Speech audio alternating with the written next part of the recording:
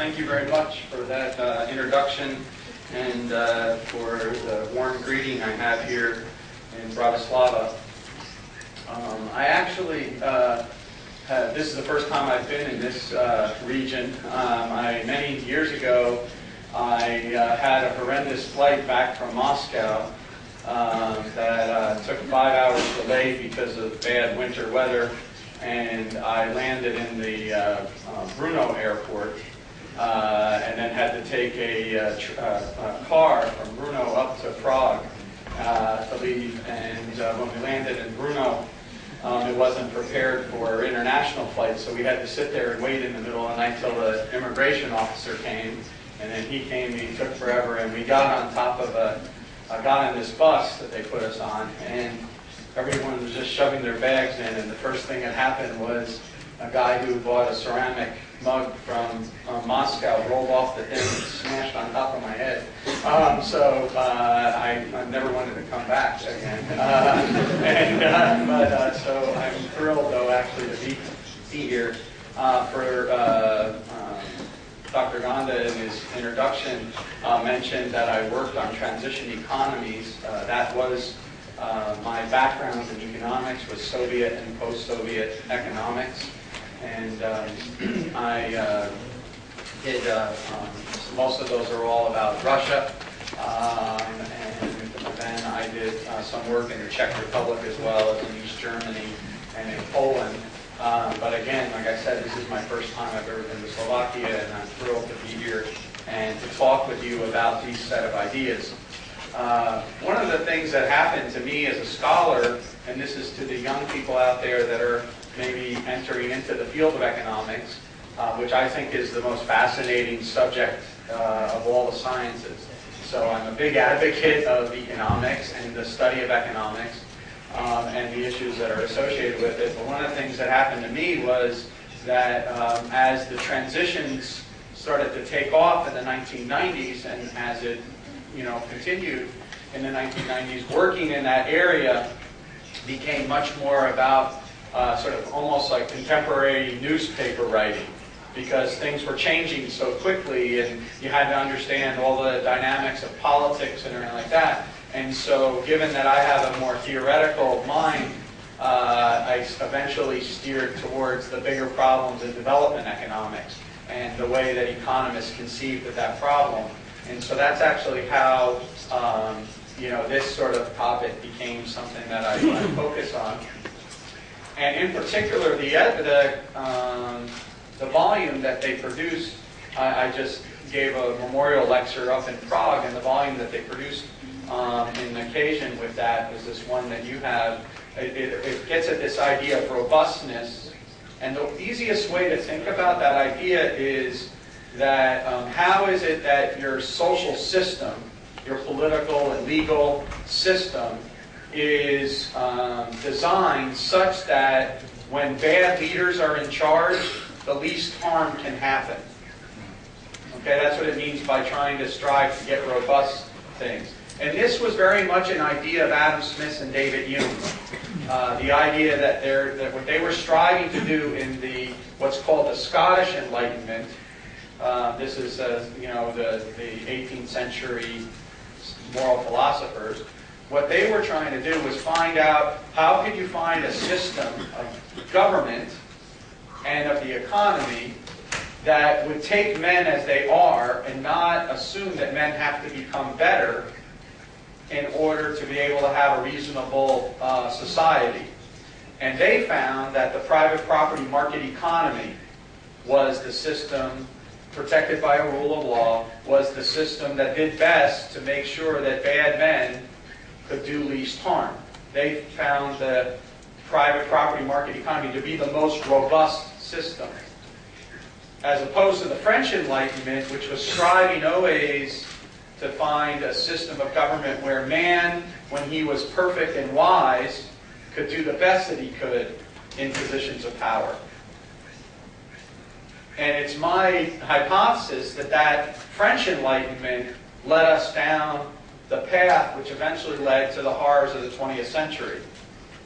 Whereas the robust political economy of the 18th century Scottish moral philosophers is a philosophy which can be a promise for a more peaceful and prosperous future in the 21st century. And that's what those essays in that book try to develop that argument about. Now, a core part of that argument is that it's the private property market economy or policies of economic freedom that we can discover are correlated with moving countries from being very poor and sick to, in fact, wealthy and healthy. And human history already has a kind of a mystery for anyone who studies it right in front of our eyes. And one of the things that's fascinating about economics is that economic reality would exist whether or not there was economists or not in the room. I always say to my students, the puzzle they have to ask is, why are economists not as important as garbage men? And the thought experiment that I give them is, imagine that if all the economists went on strike in New York City, what would happen to, life in New York City? Nothing, right? Nothing at all. I would prefer if all the economists in Washington, D.C. went on strike. That would be fantastic. In fact, maybe my life would be a net improvement. But if the garbage men in now where I live outside of D.C. went on strike, life would be terrible. So why is it that the garbage man is more valuable for your daily life than the economist? Because economists are not the creators of the economic world. We're students of the economic world. We have a much more humbler role than governments ever want us to have. We can't control what they think that we can control. We can't design what they think that we can design. What we do is we observe the world. All right? We're students of society, not saviors of society. And the faster we get people to understand that role of the economist, the better off we'll all be. And so economic life exists prior to any economist. So what you need to do as an economist when you're a teacher is to get your students to be amazed by the mystery of the mundane. Adam Smith, in the very first pages of The Wealth of Nations, tries to convey this sense of amazement by explaining to his reader the number of exchanges that would be required to produce a common woolen coat on the back of a day laborer. The common woolen coat that you see whenever you just walk down the street. And Smith says, how many exchanges and how much specialization would be required to produce even that common woolen coat? And he says, none of you would know how to make a common woolen coat. Because think about it, you'd have to know how to raise a sheep. You'd have to know how to raise a sheep in a good way, right? You don't want a skinny sheep that doesn't produce anything. It has to have a nice, full coat. You then have to know how to cut the sheep with shears. But then think about, where would you get those shears? How would you make those shears? They're made out of iron. That comes from down in the bowels of the earth. So you're going to know how to pull that out. You're going to know how to do this engineering thing. And then, the mixing together of all the dyes to make sure that, say, the scarf there, which is, I'm going to say it's purplish, that this young woman here is wearing, this purplish scarf, right? That requires dyes and stuff. Where did those dyes all come from? So Adam Smith argued right from the beginning that economic growth requires an extension of the division of labor which is beyond any of our ability to compute, just for the survival of the products that we rely on for our daily lives. And by the way, that's where the self-interest hypothesis comes from. It's not that Adam Smith thought people were greedy at all. His argument is that man, because in his lifetime he can only make a few close personal friends, cannot rely on benevolence to be able to get that scarf. He has to appeal to the self-love of all the individuals that make up those exchanges that produce that scarf. Right? So if you went out to a restaurant after this meeting tonight, and what you did was you turned to the waiter that was all done and said, hey, we're buddies. We don't have to pay you. Right? That wouldn't be very good.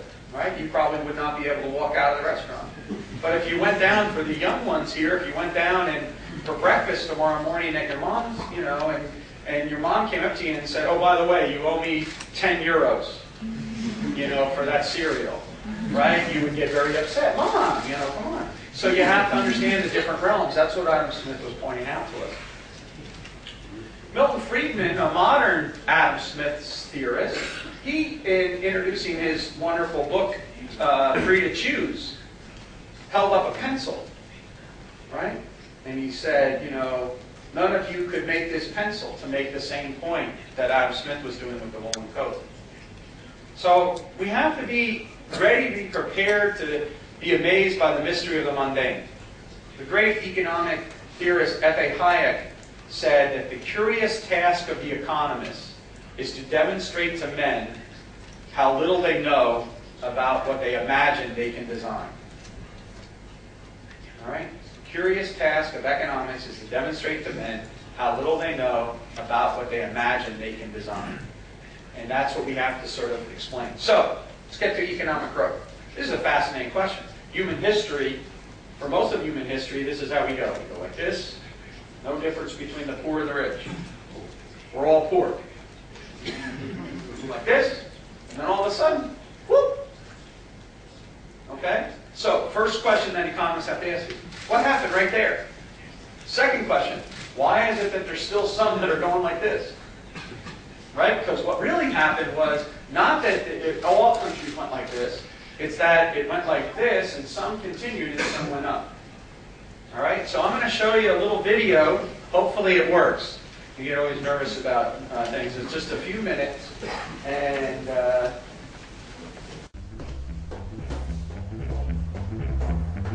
Visualization is right at the heart of my own work too. I teach global health. And I know having the data is not enough.